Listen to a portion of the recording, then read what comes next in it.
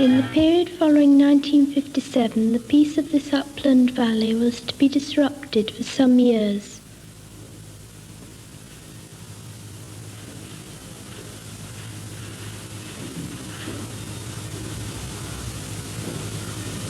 Liverpool had become short of water supplies, and a spur near this stream, the Avon Tryweryn, was chosen to be the site of an earthen dam.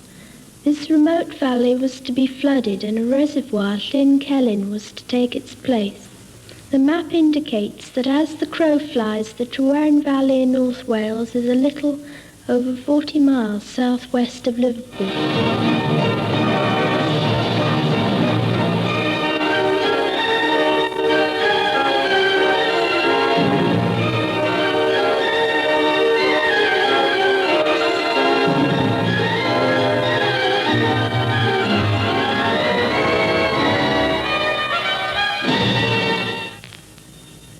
This tiny village of 74 souls, under sentence of death since the Government Act of 1957, soon will need no longer its stepping stones across its controversial stream.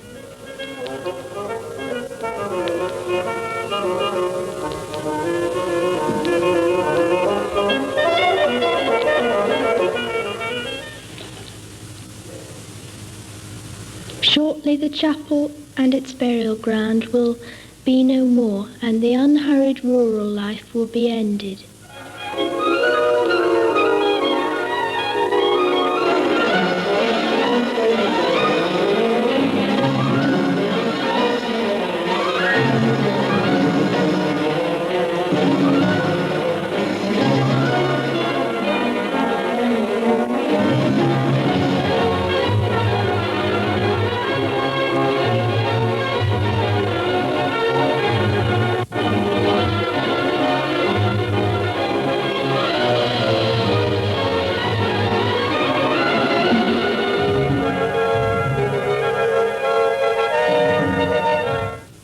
Life of these happy young children, together with those old enough to attend the small local school, will contrast greatly with that of their forebears.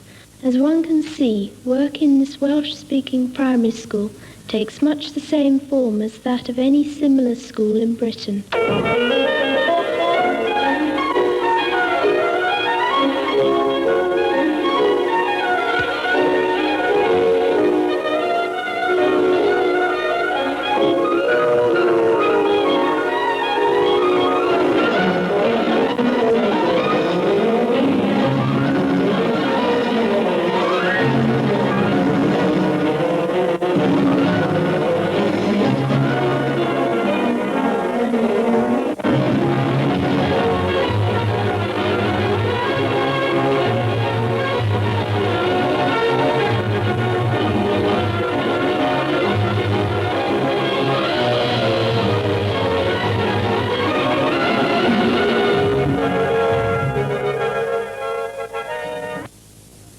A train is seen carrying one of its last loads from Bala to Blaenau-Festiniog, a supply of cement for the hydroelectric works being constructed at Tangrisiau.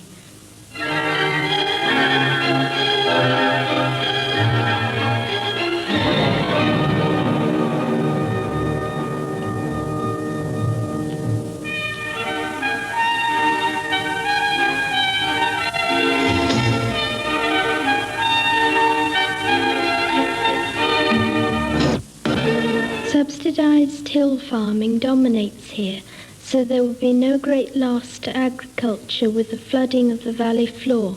Apart from a few fields of arable, most of the land consists of rough pasture, fit only for animal rearing.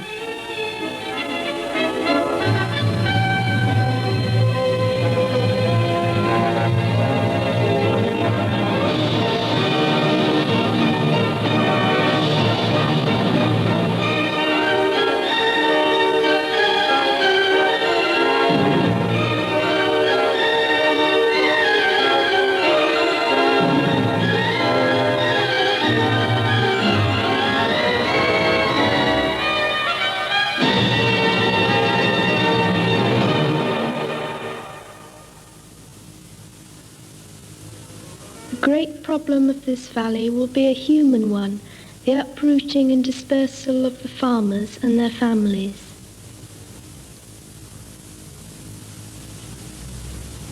The turbulent waters of the Tryweryn can be likened to the disturbed feelings of many Welsh people towards the whole scheme, this being especially true as the first administrative and storage huts are erected. The reservoir which will drown Capel Celyn is to be more than a square mile in area, with a maximum depth of 140 feet.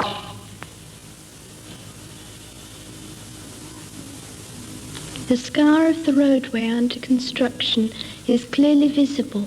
When completed in 1961, it was 4.5 miles long and replaced the road that would ultimately be submerged.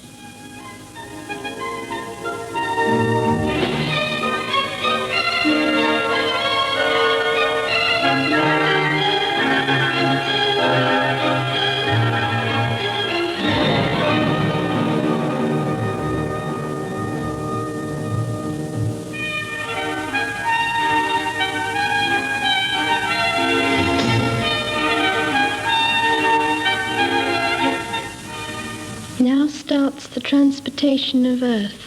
Before the dam will have been completed, over 5 million tons will have been moved.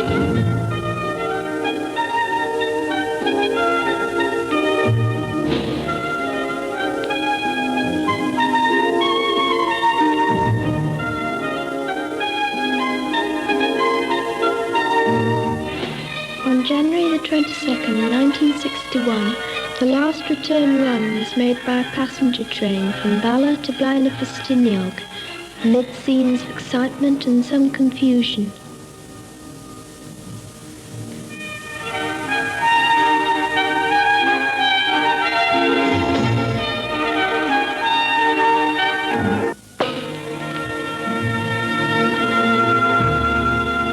At this time, people were beginning to leave the valley.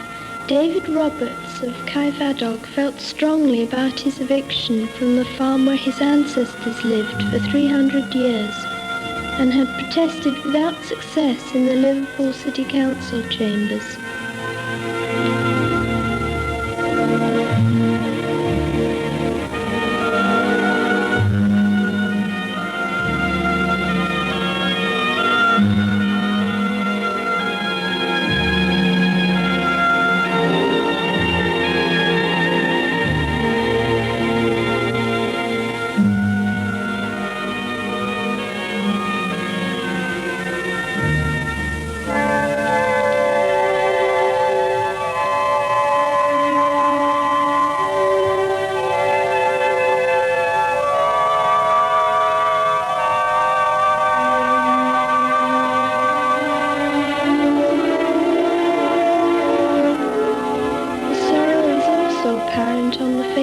Mr. and Mrs. John Evans as they leave Garnedd Llwyd in January 1962 for another farm east of Bala.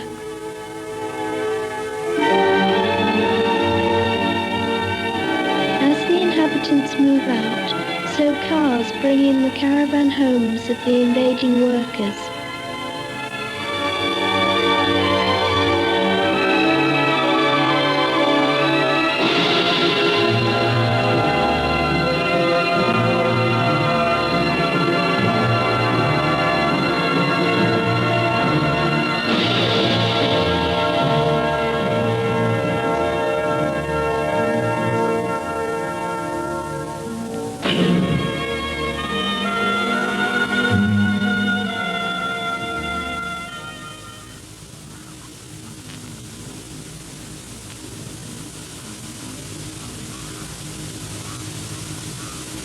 As the activity at the site quickens, so another integral part of village life, the school, comes to its last day.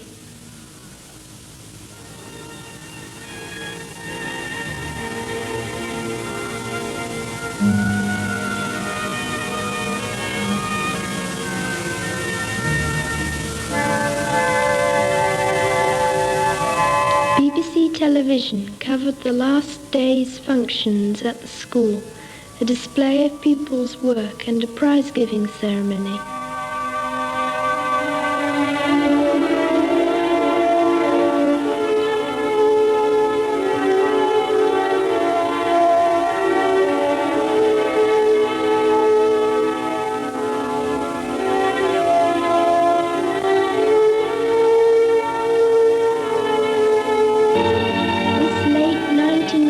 School was honoured by the presence of one of its first pupils.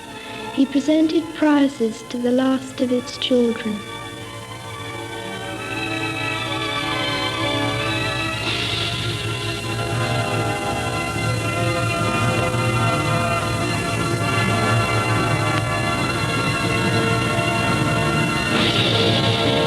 In 1963, the chapel was to be closed, and a happy event, the last wedding, was accompanied by the incessant movement of lorries at the dam site.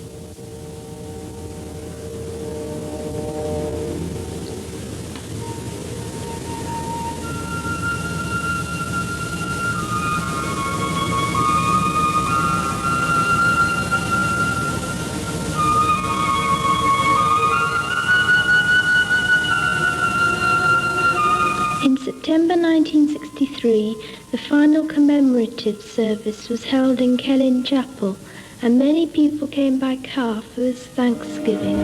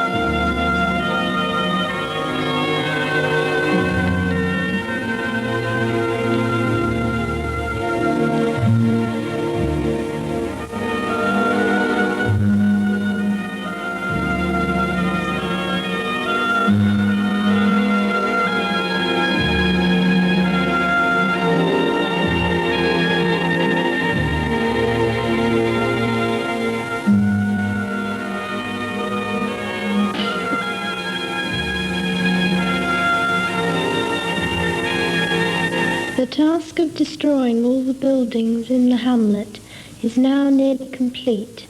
The fire leaves nothing standing but the bare walls.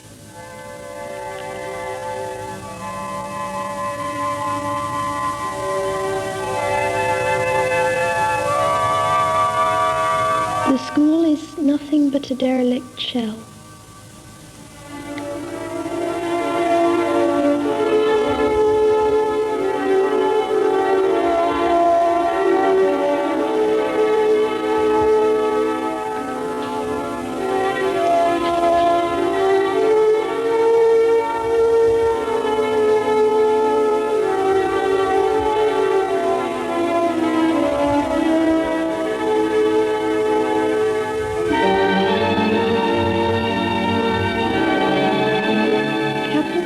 Surely reminds one of Goldsmith's poem, The Deserted Village.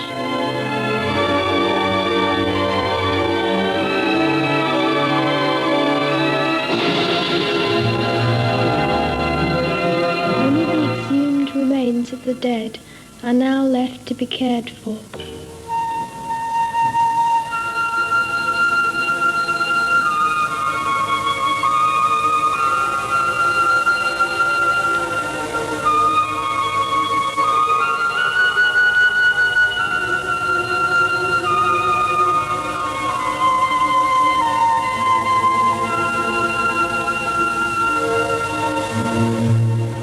A sharp contrast is evident between the long-abandoned Garnethlwyd farm of Mr. and Mrs. J.W. Evans and their present rented holding, 2 miles east of Bala.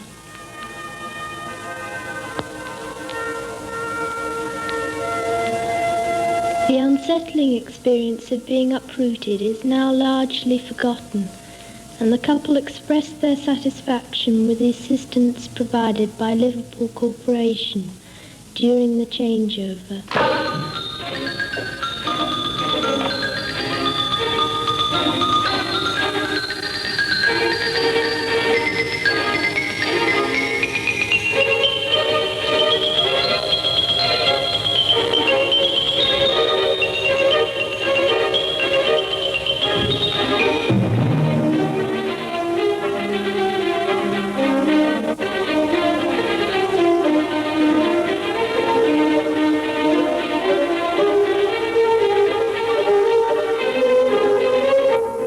An abundance of excellent local gravels and clays were used to construct the low-cost dam. The impermeable blue clay of the core has had all stones and air removed. Enormous quantities of gravels form the dam margins, while the reservoir face is covered with large stones.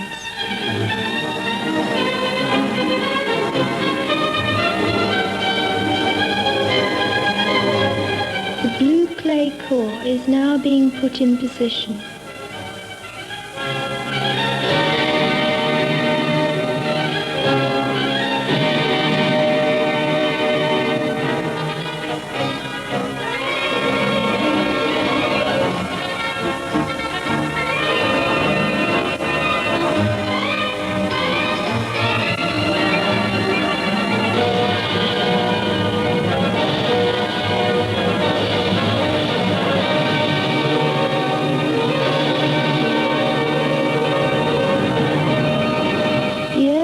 Machine levels the blue clay, while men remove all stones in order to make a secure dam core.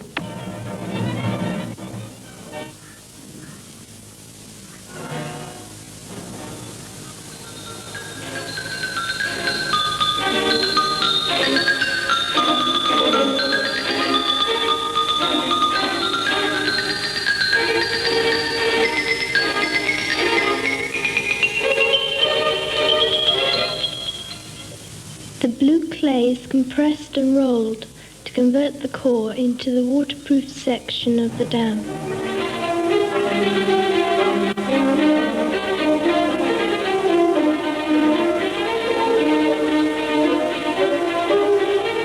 In pits close to the dam site, 4.5 million tons of brown gravels will be extracted and washed before countless trips to the structure are made by the heavily laden lorries.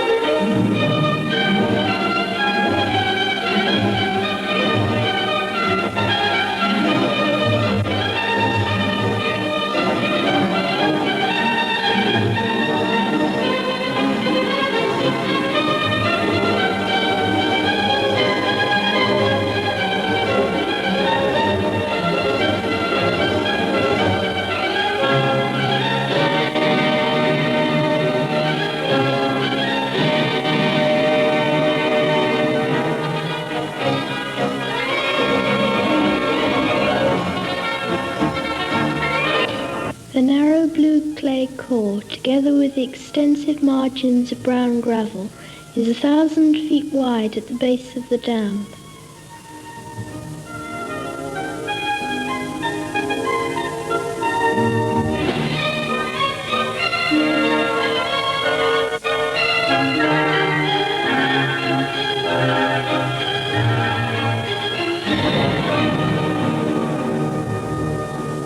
To construct the main dam without hindrance from the Tryweryn, the river was rerouted by means of a low diversion dam via the site of the draw-off tower, partly along a tunnel, leaving the structure near the powerhouse.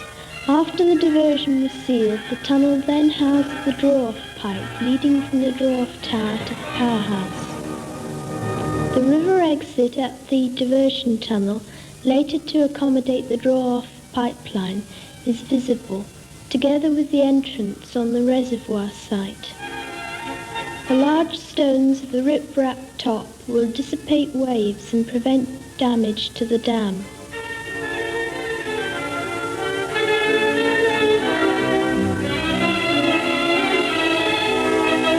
A stopper screen was constructed below the dam, and this, together with a fish trap, has prevented the migration of fish upstream towards the reservoir. This vertical hole for the Bellmouth spillway, about 130 feet deep, will ultimately take the excess water from Llyn after heavy rains.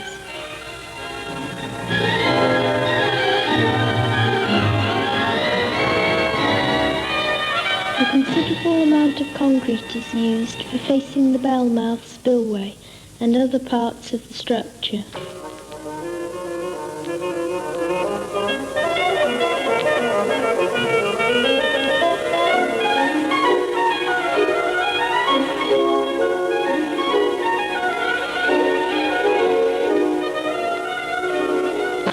The draw-off tower is to be built strongly of steel, concrete and stone.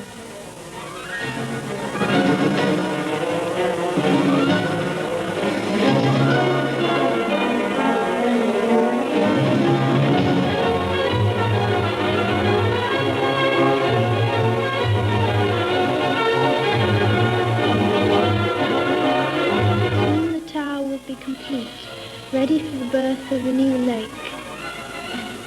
At the foot of the dam, downstream, the concrete foundation of the stilling basin is being established.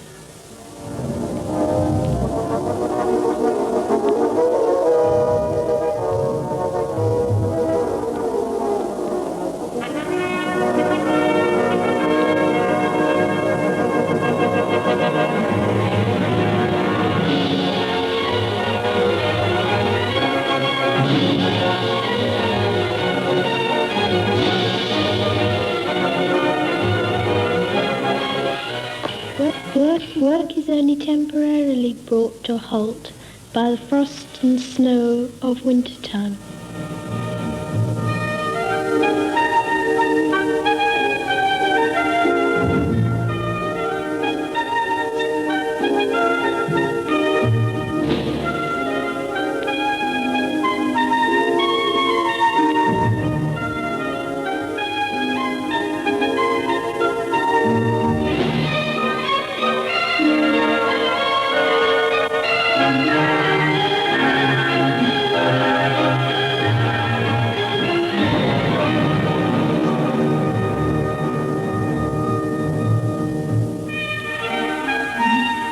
The steel framework of the hydroelectric power station is soon put in place by bolting or welding the sections together.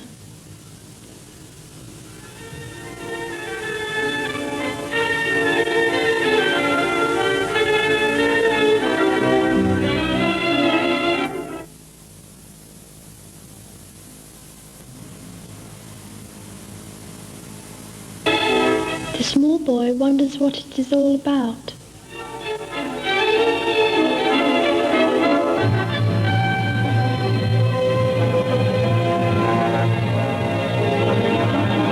The stilling basin is seen alongside the power station framework.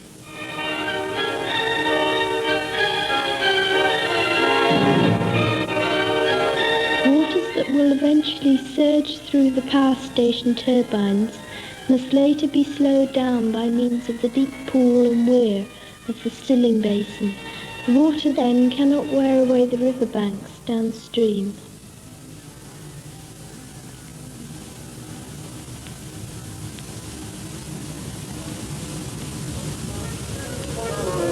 The river Tryweryn has been reduced to a mere trickle, while tunnels through the earthen dam upstream are being completed.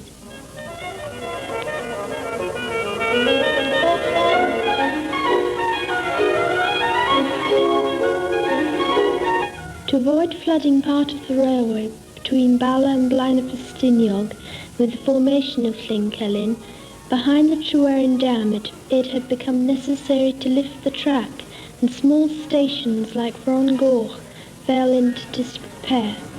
Yet it was essential to maintain a standard gauge railway link from the atomic station at Tryweryn via Blaenau to the main line at Llandudno Junction. This link could be achieved by lifting the narrow gauge railway at Blaenau and by demolishing a small span bridge in the same town.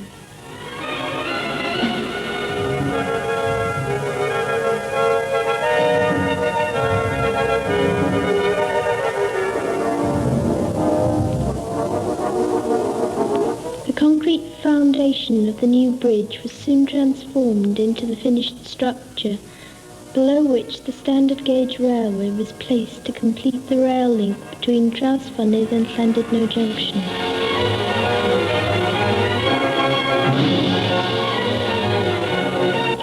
Trucks transporting radioactive material for reactivation in England were now able to complete their journey easily. Meanwhile, the dam and other essential structures are nearing completion. The water catchment above the Tryweryn rises to 2,800 feet above sea level in Tryweryn Valley, and many pretty streams tumble into the valley floor from all directions.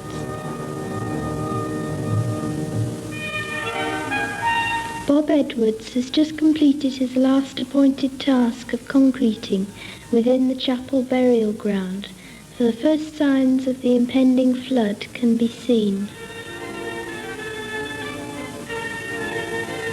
From the autumn of 1964 to the spring of 1965, heavy rainfall fell within the catchment area, and the numerous streams began to fill Llyn in record time.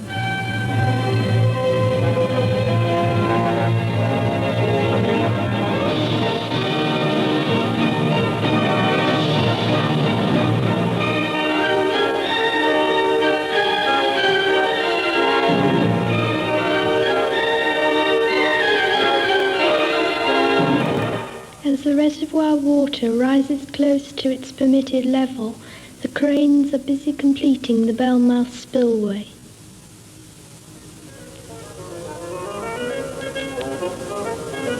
By Easter 1965, the lake had filled completely. Henceforth, apart from the water allowed daily through the draw-off tower, the Belmouth spillway will prevent the lake from overfilling.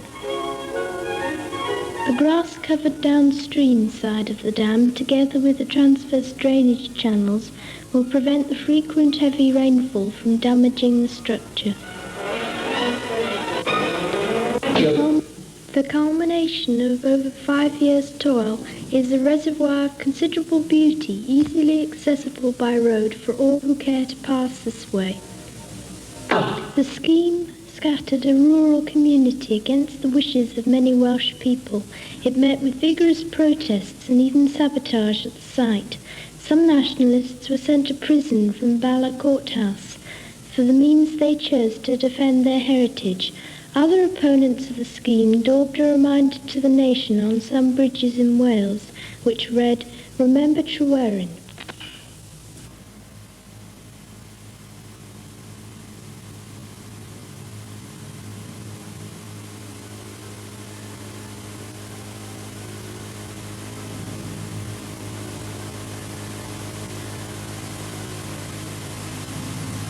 The dam is 2/5 of a mile long and nearly 150 feet high, behind which Llyn stores 16,500 million gallons of water. Between 7 and 14 million gallons are discharged daily into the lower river Tryweryn via the power station. The fall of water from the lake above is usually timed to produce electricity from the generators at peak demand periods during the day. From the power station, the water passes through the stilling basin over the weir, through the fish trap and stopper screen, and then follows the natural course of the river.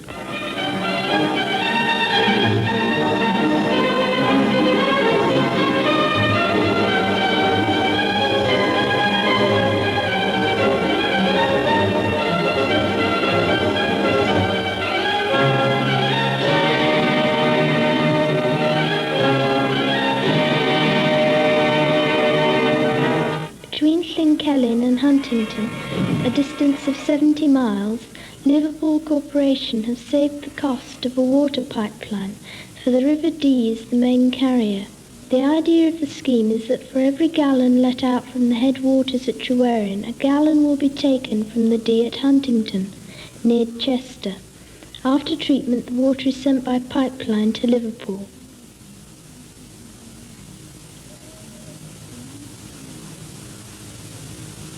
The extraction plant at Huntington may extract up to 65 million gallons daily from the River Dee.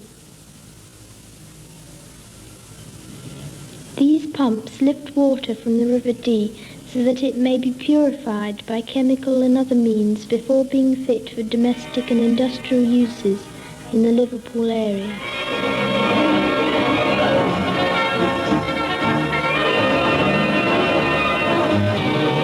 Because the quality of life has improved for these shoppers in Liverpool over the last few decades, so too has their demand for water mounted.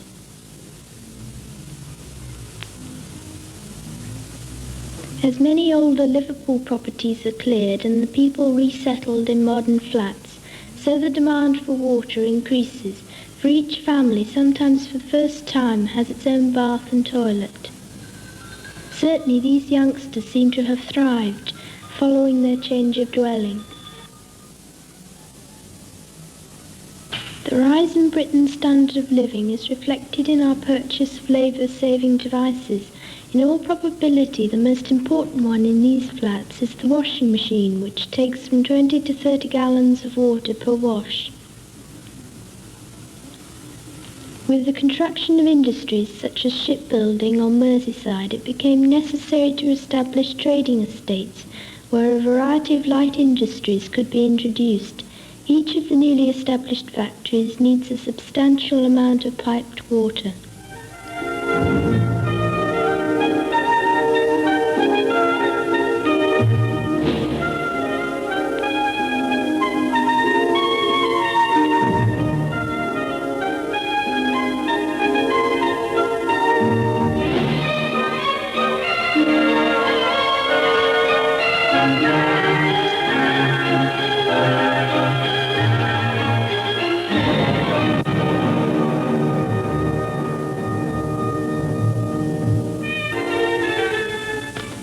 Boards of Halewood need Tryweryn water to continue production, as does the office block being built near the city centre.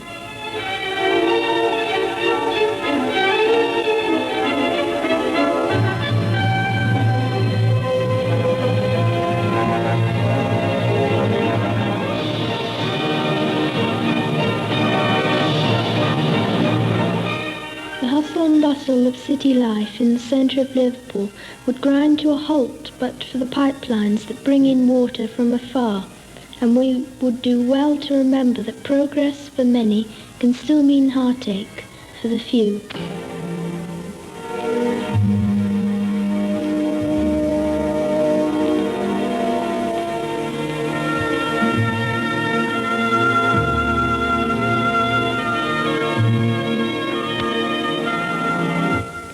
Llyn lies within the Snowdonia National Park, and on a sunny day who would deny that the flooding of the valley has enhanced the beauty of this spot? It is likely that life will return to this remote area in the form of tourists, largely from the not too distant English industrial cities, seeking to enjoy the sailing and fishing on these once troubled waters.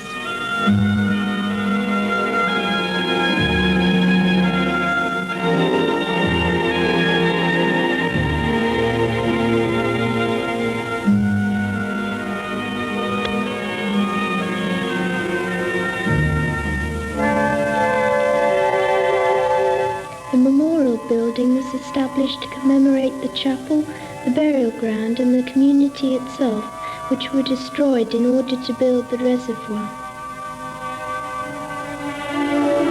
The ship-like design of the memorial is designed to symbolize the fact that the culture and religion of the valley people have come to shore and survived the flood. Brief history of Capel Chapel, together with the names of those people who had been laid to rest in the old burial ground, is recorded on 3 massive slate slabs within the new building. In this lakeside garden of remembrance, some of the dead from the flooded village of Capel are reburied. As this chapter in the history of the Tryweryn Valley draws to its conclusion, what could be more fitting than a translation of the words engraved on the slate slab in the chapel of commemoration? In the deep charm of his breast, I shall have rest, I shall have a place to sleep. The advice given by the European Water Charter states that water knows no frontiers. As a common resource, it demands international cooperation.